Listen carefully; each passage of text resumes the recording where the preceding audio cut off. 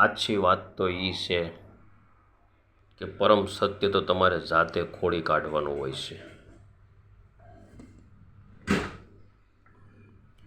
સત્ય કોઈની પાસેથી ઉછીનું કે ઉધારો કરીને લેવાનું હોતું નથી કે કોઈ ધર્મગ્રંથનું સાર અસાર સમજ્યા વિના આંધળું અનુકરણ કરી મેળવાતું નથી.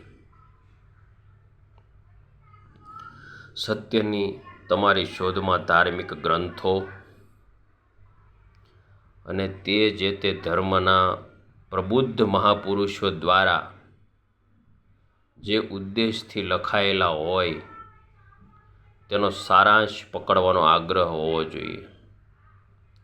તેને સમજ્યા વગર તેનું આંધળું અનુકરણ ન તો ધર્મ માટે કે ન તમારા માટે હિતાવહ છે.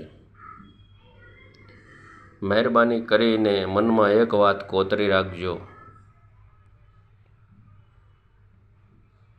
અંતિમ સત્ય તો તમારે પોતે જ જાણવાનું અને ખોળવાનું રહેશે.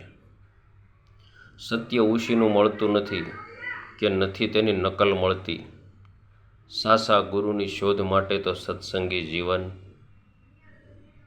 વચનામૃત, શ્રી હરિ દિગ્વિજય જેવા ગ્રંથોના અભ્યાસની સાથે સદગુરુ શ્રી ગોપાળાનંદ સ્વામી જેવા સંતો તથા સદગુરુ નિષ્કુળાનંદ સ્વામી જેવા અનુભવ સિદ્ધ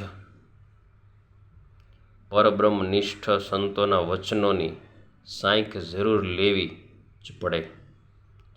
જ પડે અને ત્યારે જ સાચા સદગુરુની ઓળખાણ થાય અને મળેલા હોય તેનો મહિમા યથાર્થ સમજી શકાય.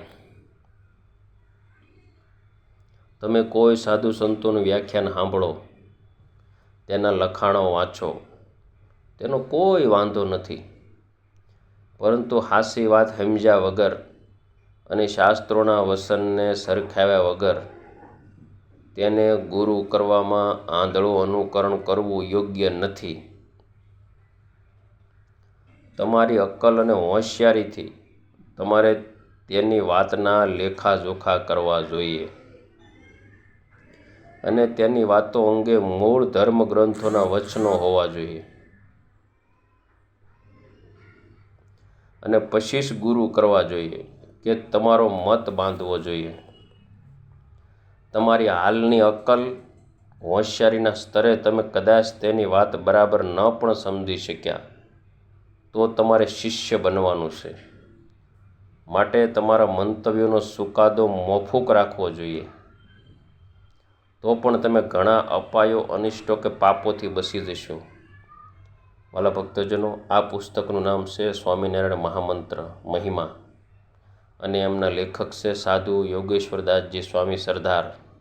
એમના ગુરુ સદગુરુ નિત્ય સ્વરૂપદાસજી સ્વામી સરદાર.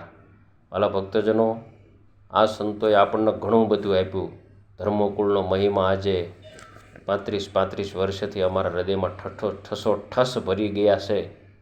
એટલે એમને પણ વંદનભાઈ, અને ધર્મકુળ માટે અમે તો કાયમ તૈયાર છીએ અમારું માથું દેવા માટે. વાલા ભક્તો, ધર્મકુળ એ જ અમારું જીવન હશે.